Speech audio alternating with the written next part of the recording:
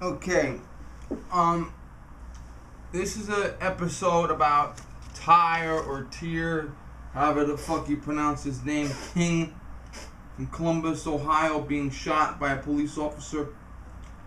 Now, first and foremost,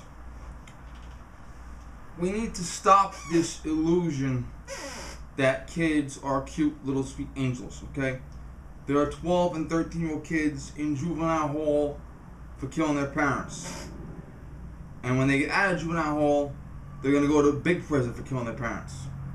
There are 12 and 13-year-old kids who are in juvenile hall for rape, robbery, assault, burglary, you name it, they've done it, okay?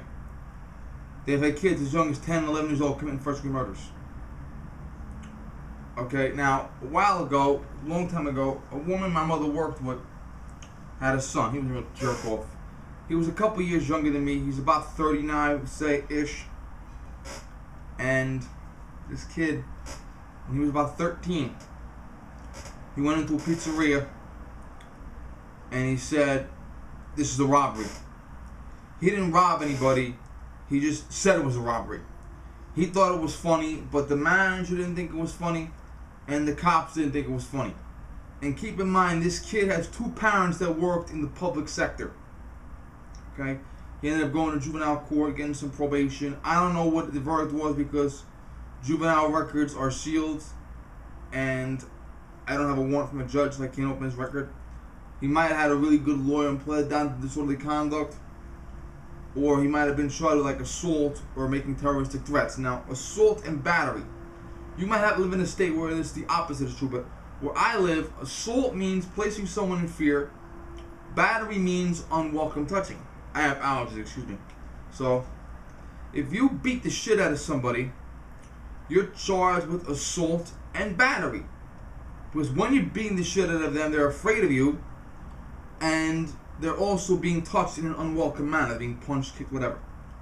Okay? So, if you yell, "This is a robbery," you could be charged with assault. Because when you yelled out, "This is a robbery," you placed people in fear.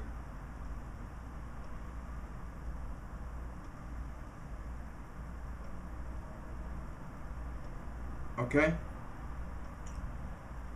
Now, when you have a robbery, it is irrelevant what tool is used to commit the robbery. Now, I'll give you an example. I think I talked about this once before. I have a cousin on my mother's side of the family. Her mother and my maternal grandmother are sisters. My maternal grandmother is dead. Her mother's still alive. And she's a few years older than me. And many years ago, she was maybe 18, 19, 20. She was working in a bank. And I heard this from my mother once before, years ago. And then I heard her mother talking about it when she wasn't around a couple years later. Working in the bank, someone handed her a note. And when you work with money, whether you're working in a bank or a supermarket or a shoe store, when you're working with money, your boss tells you, when someone robs you, give it up. We're not going to endanger our customers for this shit. Give it up. So she gave it up. Then, and we've all seen these notes. I have a gun, I have a bomb, I'm holding hostages, blah, blah, blah. There's also been other cases. I saw a case on America's Most Wanted many years ago where a woman was taken hostage. She had a bomb strapped to her, and she had to go rob a bank. And if she didn't rob the bank, the bomber would push the detonator and blow her up. She went, robbed the bank, got in the car, drove to the site, dropped off the money, got in the car, continued down, picked up the bomb diffusion kit, put the key in, turned the key, took the pliers out, read the instructions, cut the wires on the bomb. Police found the bomb. The bomb was a fake. The bomb is like a fake 99% of the time. But that doesn't matter. They took a woman hostage. They shot the bomb to her, and they made her believe the bomb was real, and they made her believe her life was in danger. Okay? And there have been guys with toy guns, BB guns, water guns, plastic swords that have committed robberies and were killed. And that doesn't matter. The only thing that matters when you commit a robbery is the illusion you have created. You have created an illusion that someone's life is in imminent danger. And it is irrelevant whether or not you are joking or faking or some other shit like that. The only thing that matters is the illusion we've created in their mind. Now, a while ago, speaking of Ohio, Dr. Mike Canales was on social media. Me and him followed it on Twitter. And he put up a picture of himself and his son in a house holding a lever action rifle. And he's holding it facing up, and he's got his hand on the midsection where the forearm is, where the grip is. The foregrip of the wood furniture. And his finger on the trigger. He's obviously responsible. And he didn't get back to me. I said, what model is that? It looked like a Winchester or a Marlin or some kind of lever action shit. And judging by the profile of the barrel, I thought it was a 45 long Colt. I said, hey Doc, what is that? He didn't get back to me though. I found out sometime later, I feel like an idiot, that he was in the Christmas Story house. You remember the Christmas Story? Well, the Christmas Story house is a museum now, and you can go there and walk around and take pictures. And they have BB guns to show you where you can pick it up and hold it like he did. And there's obviously a guy that makes sure you don't steal it, but I saw Doc Canales holding a BB gun, and I thought it was a lever action rifle because of the profile was so thick and it looked real. Now obviously if I saw it up close, if I saw the loading gate, if I saw the fucking Red Ryder, I would have, oh, that's fake. Okay, now BB pistols. They had BB pistols that looked like Berettas, looked like BB gun this, airsoft that, they look real. They look real. Now a BB gun is not a toy. BB guns are not allowed to have the orange muzzle thing because BB guns are not toys. They fire a projectile. The projectile is smaller than a bullet. It's less powerful than a bullet. But let me tell you something right now. If I stick a BB gun in your face and pull the trigger, you're going to feel it. You're going to feel it. And BB guns, there have been several BB guns in the market. Daisy manufactured them a couple of years ago that were ballistically tested to be more powerful than a 22. And there were a couple incidents where kids were fucking around with these BB guns and they were hurting each other. And one kid had severe brain damage because the BB penetrated his skull. So if you're thinking that a BB gun is totally harmless or a BB gun is a toy, you're very stupid, and I'd like you to shut up. And I'm going to put a link down below to a woman in the neighborhood talking to a reporter saying kids have BB guns to protect themselves, and the reporter's like, wait a minute, this wasn't about protecting, this was about a robbery. And I'm also going to put a link to the 911 call. Now, in jest, you're going to see the call, you're going to hear the call, and make your own judgment. There was a couple that is bleedly black. Police have their names, we don't. That's privacy for you. We don't need their names. And this couple that was black called dispatch and told dispatch that a few feet away some white guy got robbed by some black guys. And they said black guy in a hoodie. And they said there's 7 or 8 of them. And the victim was called over because the dispatch will always say, can I talk to the victim? Yeah, come on. And the guy said, yeah, these guys came up to me, they stuck a gun in my face, there's a whole bunch of them, blah, blah, blah. And like, what? They're running over there. They're running down the alley there. They're running down that street there, going to over that fence. I'm hearing shots being fired. So now, and it's very confusing. And when the guy actually said, it looked like a 1911, a Ruger 1911. Really? Was it that fucking dark out? The guys, I mean, it looked like a Ruger 1911. And the police come. And the police chase him down an alley, and one of the officers shoots the kid, and he dies. Now, look at this aspect. The police got a radio call that no less than 7 or 8 people robbed a person. They got a call that at least one of the suspects had a gun. People were saying, one idiot said, I'm missing my boss, leaving my boss. But they were saying we're afraid. People are saying they're afraid. Okay? The police find the suspects and run down the alley after them. It does not take much more than that for the police officer to pull the trigger. In order for anyone to pull the trigger, now, you as a private citizen do not have the power to chase 7 or 8 men down an alleyway. And if you're thinking about doing that, I highly recommend you don't. Okay?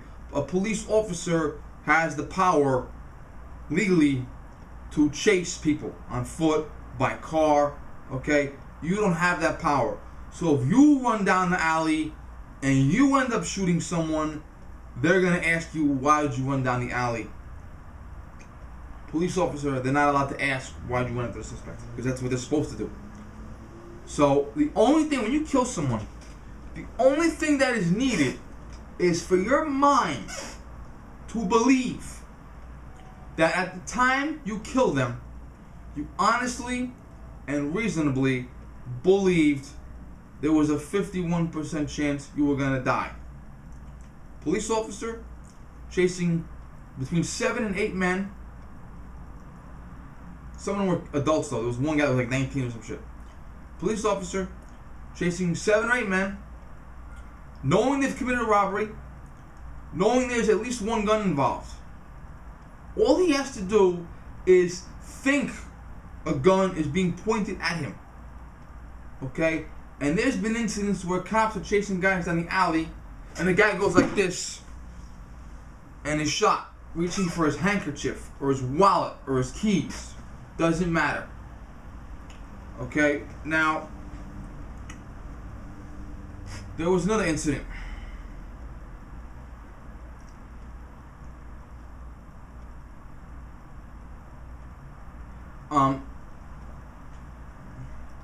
Richard Kuklinski, the Iceman.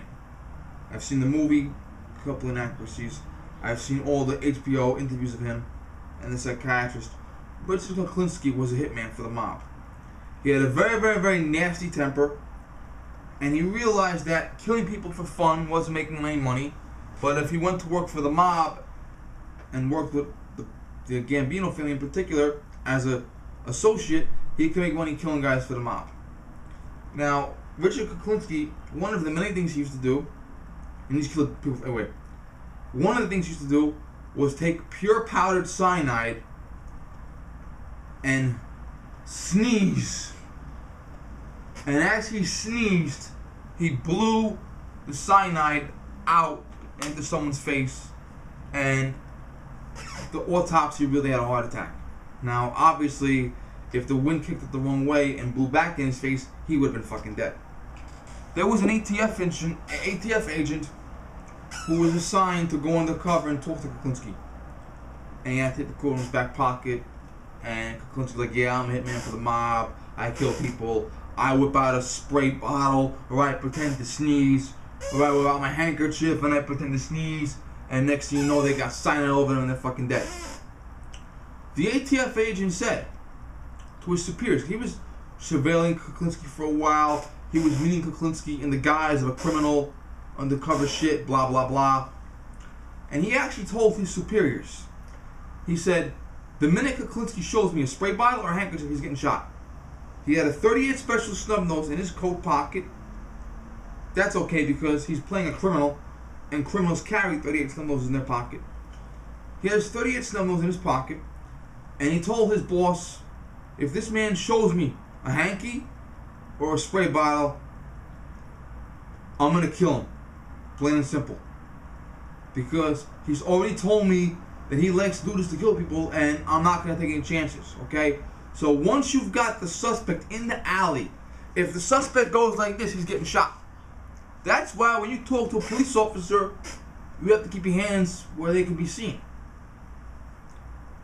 Okay?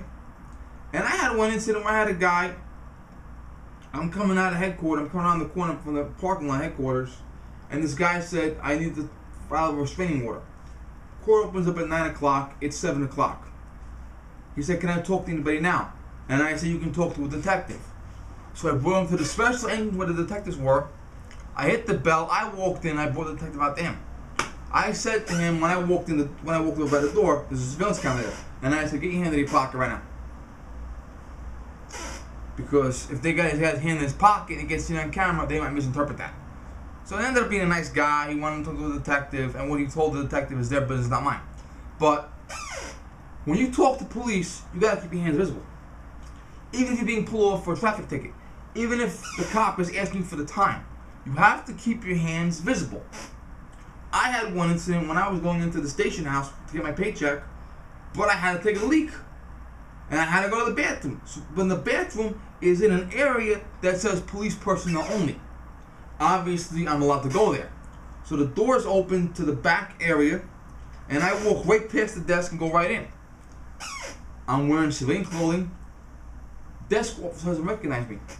He said, "Wait, who are you?" "I'm an employee." "Let me see your ID." "Okay."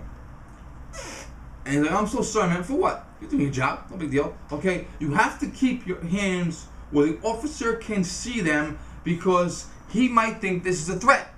Now, I'm walking into the back of a police precinct in a restricted area where I am allowed, but he doesn't know who I am. So if I went like this real fast, he could have shot me. He could have tackled me. He could have drew on me.